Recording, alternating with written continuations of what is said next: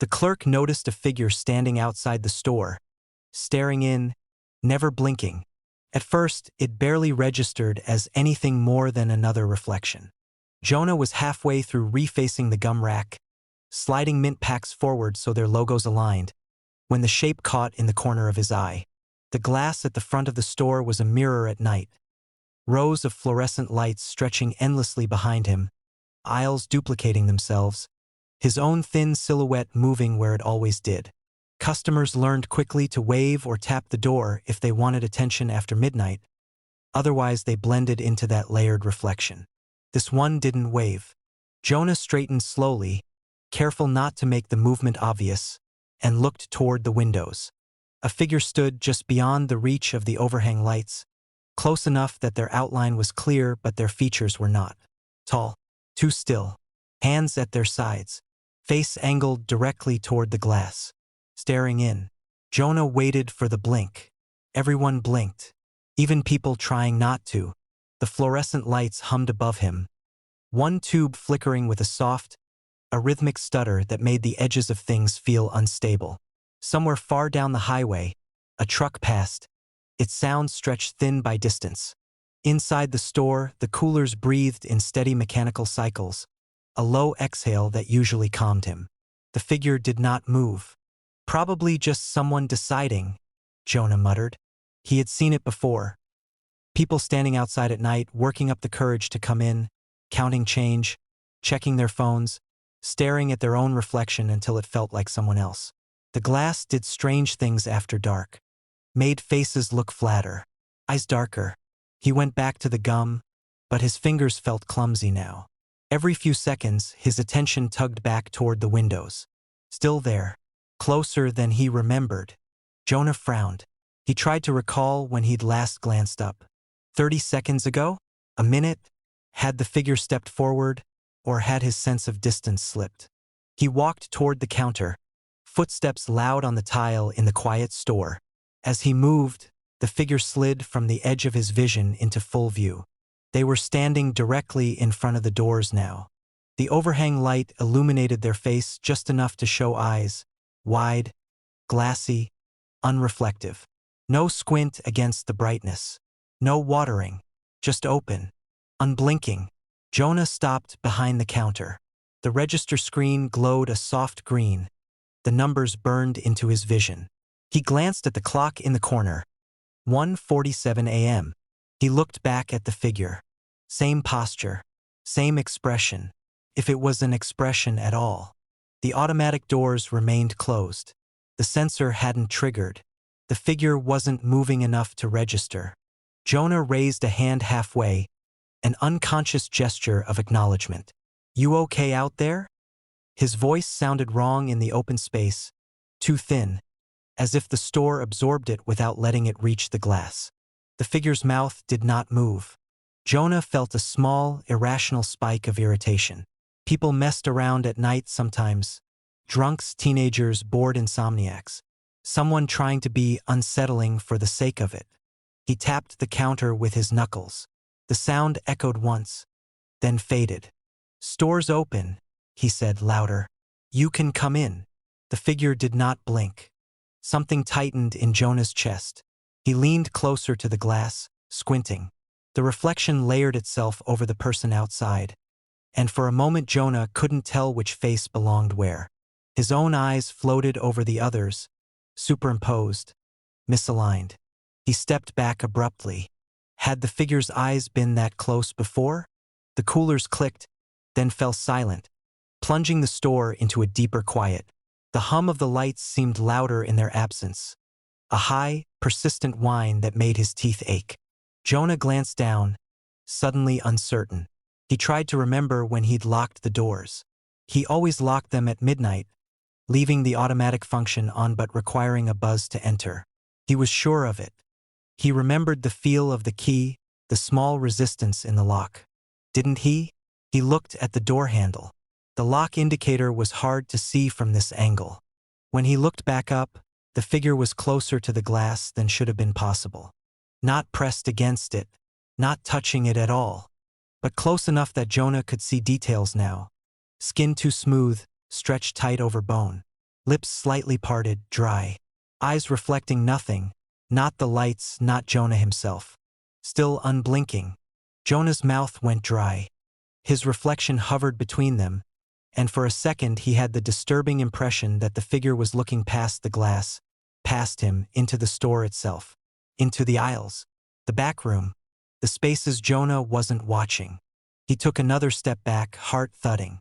"Hey," he said, and this time he couldn't keep the edge out of his voice. "You need something?" The figure's head tilted a fraction of an inch. That was all. No nod, no shake, just a slight, wrong angle like a paused frame nudged out of alignment. Jonah exhaled shakily. His eyes flicked to the security monitor on the wall. The grainy black and white feed showed the parking lot bathed in pale light. Empty. No figure. No shadow. Just Jonah's own movement reflected faintly in the glass of the doors. He stared at the screen, then back at the window. The figure was still there. His pulse climbed. "Okay," he whispered. "Okay." He rubbed his eyes with the heels of his hands, pressing until stars burst behind his lids. When he looked again, his vision swam for a moment, then settled. The figure had not moved. Jonah laughed under his breath, a brittle sound. "I'm tired," he told himself. "That's all." But the thought didn't stick. It slid off, unable to find purchase. The traffic outside had stopped. No passing cars. No distant engines. The world beyond the glass looked staged, frozen in a way that made his skin crawl. The fluorescent light above the counter flickered, dimmed, then steadied. For a brief instant in the glass, Jonah saw two figures outside. He gasped, heart lurching. Then the reflection shifted, and there was only one. He wasn't sure if the second had been behind the first or behind him. Jonah backed toward the register, fingers curling around the edge of the counter. He tried to remember if anyone else had been on shift earlier, if someone had mentioned anything strange.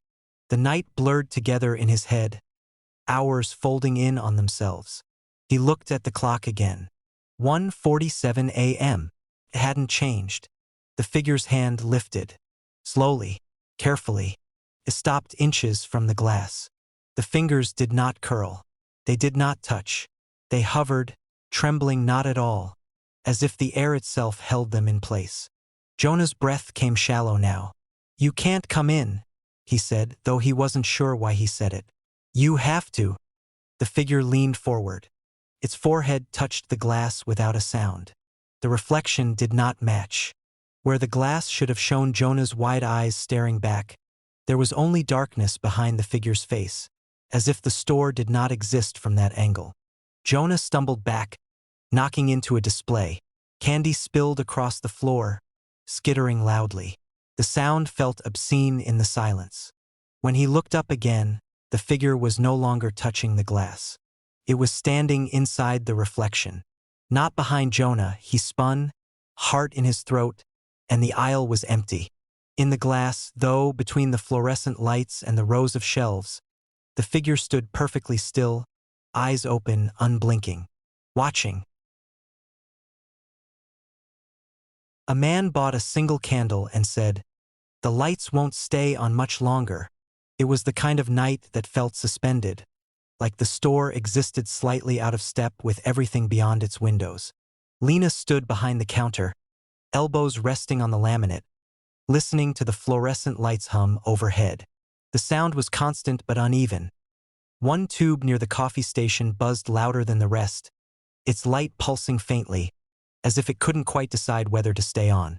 The aisles were empty, shelves perfectly faced from a slow hour of busy work. Chips, candy, canned soup. Everything aligned, untouched. Outside, the highway whispered. Tires passed at long intervals, their noise softened by distance and glass. Each car seemed to take the rest of the world with it when it went, leaving the store alone again. Lena checked the clock on the register. 1:32 a.m. She frowned. She could have sworn it had been 1:32 the last time she looked, too. She shook the thought away and reached for a receipt roll that didn't need replacing, just to give her hands something to do. Graveyard shifts played tricks on you. Everyone knew that. The stillness pressed in made small things feel important. The door chimed. Lena straightened automatically. The sound echoed longer than usual, stretching thin before fading. She glanced toward the entrance. The man stood just inside the door, letting it slide shut behind him. He didn't look around like most customers did. Didn't glance at the aisles or the counter or the empty parking lot beyond the glass. He simply stood there for a moment, as if orienting himself to the light. He was older than she'd expected, late 50s, maybe 60s, but upright, composed. His coat was dark and heavy, not unkempt but worn in a way that suggested long use. He carried no bag, no wallet in hand. "Evening," Lena said. He nodded once, politely, and moved down the nearest aisle. His footsteps were quiet, absorbed by the tile. Lena watched him from the corner of her eye, a faint, inexplicable tension creeping into her shoulders. He didn't browse.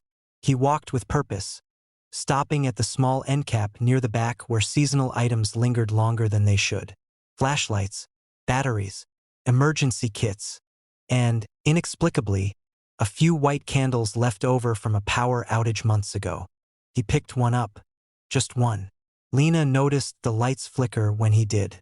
So brief she almost missed it. A soft dip in brightness, like the store had blinked. The man returned to the counter, candle in hand. It was plain, unscented, wrapped in clear plastic with a faded barcode. He set it down carefully, aligning it with the edge of the counter. "That all?" Lena asked. "Yes," he said. His voice was calm, measured, not rushed, not hesitant. She rang it up. The register hesitated before displaying the price, the numbers ghosting for a fraction of a second before resolving. Lena frowned again. "Register's been slow tonight," she said, more to herself than to him. He smiled faintly. "They usually are right before." "Before what?" He met her eyes then, and something in his expression shifted. Not threatening, not dramatic, just certain. "The lights won't stay on much longer." The words settled into the air between them, heavy and out of place. Lena laughed reflexively. "You mean a blackout? We had one last year. Took them hours to fix it." "No," he said gently. "Not like that." She studied him, searching for some hint of humor, eccentricity, anything that would make the comment land safely. There was none. He watched her the way someone watched a clock they already knew was wrong. The buzzing fluorescent above them stuttered, dimmed, then steadied. Lena swallowed. "That'll be $3.49. He reached into his coat and produced exact change, coins worn smooth with age. When she took them, they felt warmer than expected. As she slid the candle into a thin plastic bag, she noticed the clock again. 1:32 a.m. Her pulse ticked up. She was sure time had passed. The man had walked the aisle. They'd spoken. At least a few minutes. "You should light it when it gets hard to see," he said. She paused. "What?" "The candle," he clarified. "It helps to have a fixed point." Her mouth felt dry. "I think I'm good," she said, forcing a small smile. "We have backup generators." He didn't argue.